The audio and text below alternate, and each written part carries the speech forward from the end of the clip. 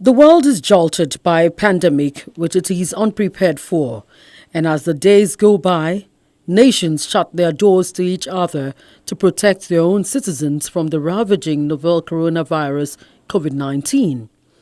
According to the World Customs Organization, 32 countries and territories have adopted stringent export restrictions on critical medical supplies and drugs specifically meant to respond to COVID-19.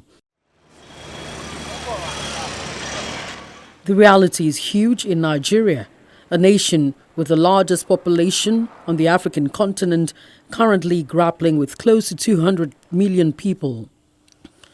The country has over the years searched out ways of restoring the almost dead sectors of the economy with policies from one government to another.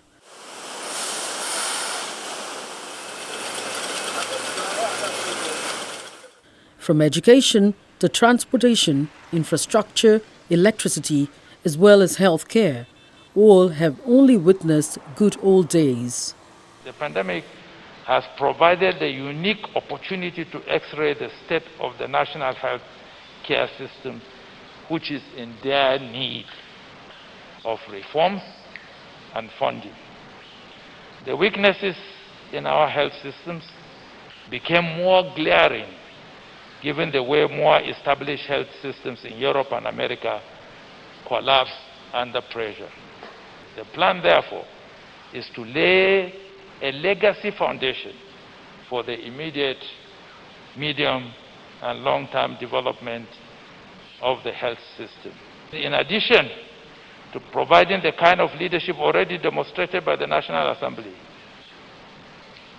let the National Assembly find itself in the unique position to do the following, though not exhaustive. I said, 1, develop a legislative framework to prepare Nigeria for any future pandemic. 2, develop a legislative framework for reforming and transforming our healthcare systems. 3, strengthen the legislative framework for economic growth through domestic manufacturing. Nigeria has over the years witnessed a high percentage of medical tourism abroad due to the poor health system in place. That may be changing now as nations are shuttered against each other in order to curb the spread of COVID-19. The Nigeria Center for Disease Control, NCDC, keeps the nation abreast of the record of confirmed positive cases of COVID-19 with a daily spike in number. The government's ban on movement, with an exception for those on essential duties, is not totally effective in some areas where the people depend on daily proceeds for survival. The big businesses suffer huge losses as restrictions to operate continues. For instance, global airlines have suffered a loss of $312 billion in revenue as at April 14, and a broad range of hospitality services has also been affected. There's imminent job losses coming up, definitely. Because I don't know how well will the government come up with the stimulus package that they're talking about. It's not, we've had that over the years, government planning to assist our industry, and our industry had made a position paper to the federal government, and we're just asking for a modest sum of water, 20 billion naira across the hotel in the country to help us to come up from this economic mess we find ourselves. Fears of a long recession heighten, leading to worries about global food shortages as agricultural production is affected by the containment measures introduced to curb the spread of COVID-19. According to the International Food Policy Research Institute, about 37 countries where average production exceeds domestic consumption have introduced various forms of export restrictions on food products. In cushioning the effect of the lockdown on businesses, the Nigerian government intervenes with a 3-month repayment moratorium for all trader money, market money and farmer money loans and all federal government-funded loans issued by the Bank of Industry, Bank of Agriculture and the Nigeria Export-Import Bank, as well as direct food and cash distribution.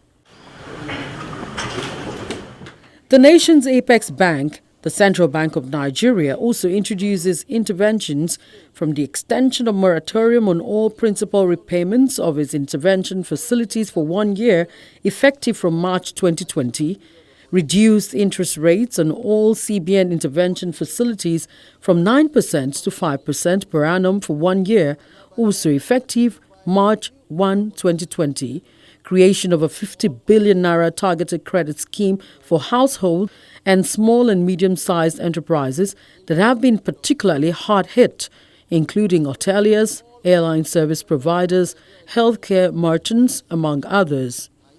Also in this intervention is the provision of 100 billion naira credit support for the healthcare industry, particularly pharmaceutical companies, hospitals and health practitioners.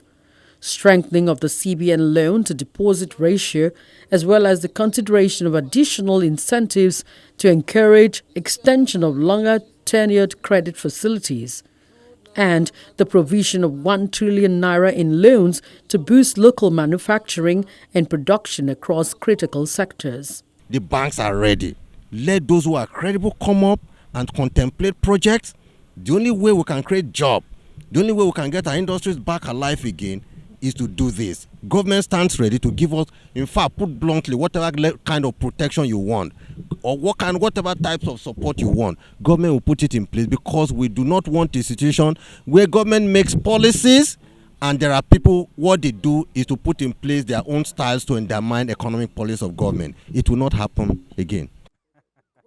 Economy expert Dr. Muda Yusuf commends the interventions but has his reservations on the implementation. So how do you think CBN should be tackling all of these measures in ensuring that the Nigerian economy does not go deeper into the abyss? The COVID-19 crisis has imposed a number of shocks on the Nigerian economy from two major perspectives. The first perspective is the shock on oil price because of the the collapse of global demand. As we speak, we just heard the news about the US oil price getting to zero or even getting negative. The Nigerian Brent crude is still currently selling for slightly over $20 per barrel. So that has a major implication for our foreign reserves, for our exchange rates, and the capacity for us to sustain the level of imports that we currently undertake. The second major shock is the disruption in the supply chain.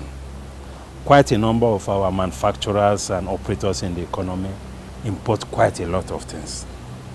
So all this story about COVID and the vulnerability of the Nigerian economy underscores what the CBN has always talked about self-reliance, about economic diversification, about restructuring the economy, and generally about less dependence on imports. So the message is coming now right home, which is the reality that we are faced with. Because one of the biggest problems we have had in this economy is the challenge of productivity, the challenge of competitiveness, arising essentially because of the challenges we have with our infrastructure. Two components of infrastructure that are key to economic diversification. One is power. The other is logistics. Because we have not been able to get these two things right, even all the efforts of the CBN has not achieved the kind of outcomes that we expect that it can achieve. Because the challenges we are facing, particular challenges of economic diversification, goes beyond funding. Because if you provide funds for agriculture, after the harvest, the product needs to be moved. That has to do with logistics. Sometimes it needs to be preserved. That has to do with storage. Sometimes it has to be processed. that has to do with manufacturing. So there is this interdependent nature of the economy, and there is this fact that monetary policy alone cannot tackle this problem. You cannot diversify the economy if you don't have power, just as we have. It's very difficult. You cannot diversify the economy if you don't have very efficient logistics, which has to do with the quality of your rail system, the quality of roads. And of course, there are other soft issues that has to do with the regulatory environment, the policy environment, the institutional environment, and sometimes even the foreign exchange policy. All of these things need to work in tandem. So I must agree, on the monetary policy side, the CBN has done quite a lot. Although from the private sector point of view, we have had complaints about the challenges of accessing this fund. People have complained about the collateral requirements, they have complained about the documentation, they have complained about all sorts of things. But I can testify that quite a number of companies have also been able to benefit. As at the end of March, oil prices fell to as low as $17 per barrel. Nigeria's wealth comes from the sale of its crude oil at the global market, but the changing times may be threatening the nation's wealth. There have been conversations and subsequent policies backing a well-diversified economy looking away from oil revenues. But the reality seems to be different.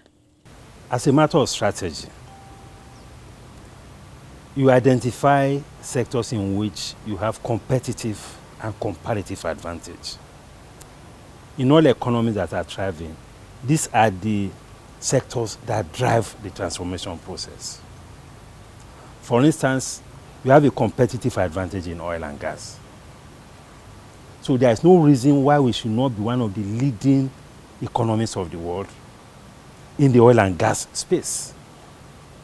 We have one of the largest reserves in gas.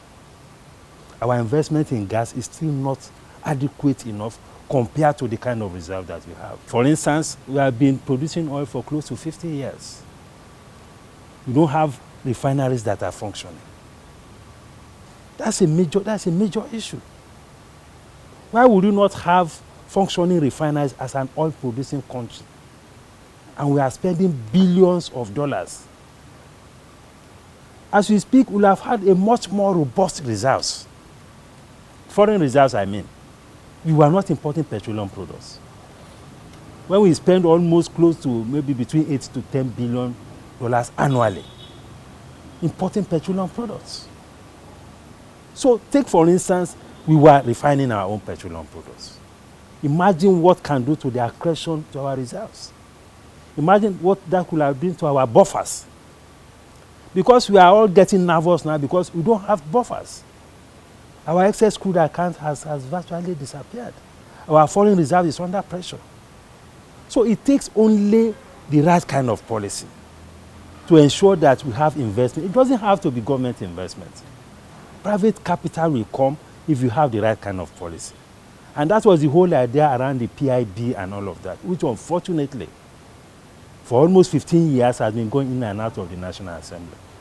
So the policy construct, the policy environment is very critical to building an economy that is diversified. And that is one big issue we have with the oil and gas sector. Of course, we have other remedial or small issues like the issues of security and all of that. But more importantly is the issue of policy. Then we have competitive advantage in the agricultural sector, agro-allied industry. We have invested heavily in the petrochemical industries for a long time. Unfortunately, there has also been issues because the petrochemical industry is supposed to be feeding a lot of other industries, like the pharmaceutical, like the chemical industries and all of that, like the plastic manufacturing firms. They ought to be getting their raw material from the petrochemicals. So it's a question of building an economic ecosystem that will allow for this kind of linkages to happen. Linkages between the petrochemical and the industries, linkages between the agricultural sector and the agro-allied sector, so that you can add value. And for all of this to happen, the policies must be right, then the infrastructure must support it.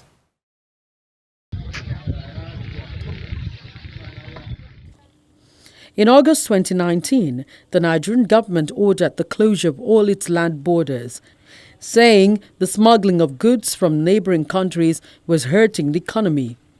Over the years, Nigeria has been confronted with numerous trans-border economic and security challenges. Preference for foreign goods, especially food items like rice, has continuously impoverished the nation's farmers and adversely affected domestic government policies supporting the agricultural sector to enhance food security.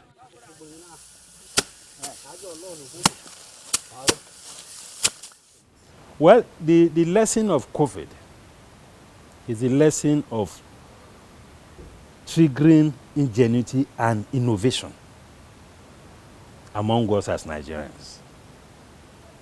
Because if you have this kind of challenge, you don't have a choice than to look inwards.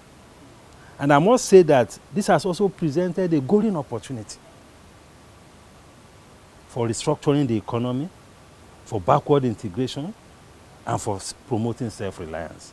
We have been talking about it almost at a rhetorical level. But this is the time to face the reality of the situation. With what is happening now, we are likely to see a spike in exchange rate. We are likely to see a sharp depreciation in exchange rate, which means that imports will become very expensive. So any business, whether in manufacturing, whether in services, whether in whatever, that is highly import dependent or that has high import exposure is going to face very serious challenges at this time. So businesses need now to begin to rework their business models to see how they can promote import substitution, which again is what the central bank has been saying all along. Because if you are not able to substitute imports, then there is a great risk to the sustainability of such a business. Because if exchange rate depreciates, first there will be high costs of importation, whether it is raw materials or finished goods. There will be a problem of competitiveness, prices will go up, and now that we are having challenges of weak consumer demand or weak purchasing power, if production cost is going up and the purchasing power is declining, that is a very dangerous signal to any business. So we have to, in the business sector, begin to now rework our business model, particularly to minimize import exposure. That is the way we can get this economy going, by way of strategy. And on the part of policymakers, we need to ensure that we also manage our foreign exchange properly, foreign exchange policy properly. We must liberalize the inflow of foreign exchange. We must now be working with an economic management model that will assume that we don't have revenue coming from oil, which what is happening now. And the only way you can attract foreign exchange is to be able to attract FDI, foreign direct investment. Because portfolio investors will not come at this time. Many of them have taken their funds. They have gone away. According to the CBN Governor, Godwin Emefiele, as of 2014, the importation of rice, sugar, wheat and fish gulped 1.3 trillion naira of foreign exchange from the bank. The determination to end the damaging effect of importation on the nation's economy leads to the restriction of access to FX for importers of many items. The CBN develops a policy response timeline to reboot the Nigerian economy through immediate, short, medium and long-term measures. Already, 3.5 trillion naira is being provided by the CBN as targeted measures to households, businesses, manufacturers and healthcare providers during the pandemic, and a deliberate move to build a more resilient and self-reliant Nigerian economy. In reality, the structure of this economy, even the last information or the last data released by the National Bureau of Statistics shows that 55% of Nigerian economy is accounted for by services. Services, entertainment, sports, game, all of those things. Even ICT. Today, ICT contributes about 13% of GDP. The second largest contributor to GDP after agriculture. So I believe that attention must be placed on those sectors that also contribute more to GDP. Manufacturing sector only contributes about 9% of GDP. And if you are talking about the manufacturing sector, there are enabling constraints, linking constraints that are always there, that this very policy of CBN will not be able to address. Is it going to address power? Are companies going to be able to fire their plants on it, without being interrupted by power over the next 1 year, 2 years? The answer is no. You know, there are issues about logistics. The rails are not there. The roads are not there to connect goods from the farm or from the port to the factory and finished goods from the factory to the market. Are we going to build road and rail over a short term? You know, so while manufacturing is very good because it has a very good value addition. You take materials from agriculture and everything. The limiting factor is not what CBN or any other agency will be able to solve in 2 days or 2 years. So it's important that where we are reviving the manufacturing sector, which is a long distance journey, we pay attention to things, quick wins. And where we have the biggest quick win is in services. And for us to remain a quick win in services, we need to put more attention in education. And that is why I align myself with the fact that CBN is talking about education. You know, education and health. He spoke about education and health. Let's educate ourselves more, because a skilled and informed labor force will be able to render the right services that people will buy. And healthy people will also be able to render services. Reverse this education migration. All of our people are in Ghana studying, in UK, in US, and we lose a lot of foreign exchange, hard currency, which we don't even have now.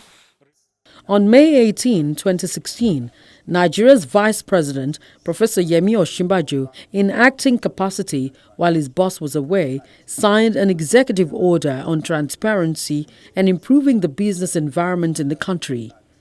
The aim is to ensure easier access to information, processes and documentation, as well as promote efficiency in public service delivery. We need to do a lot more in making the executive orders work. We should go beyond the rhetoric of it.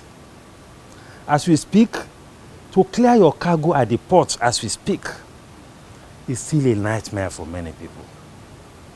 In terms of all the kind of interrogation you face, all the agencies, all the questioning about your valuation, about your info, about your prices, then about the so many checkpoints that you have to encounter, and all of these things, then a lot of extortion.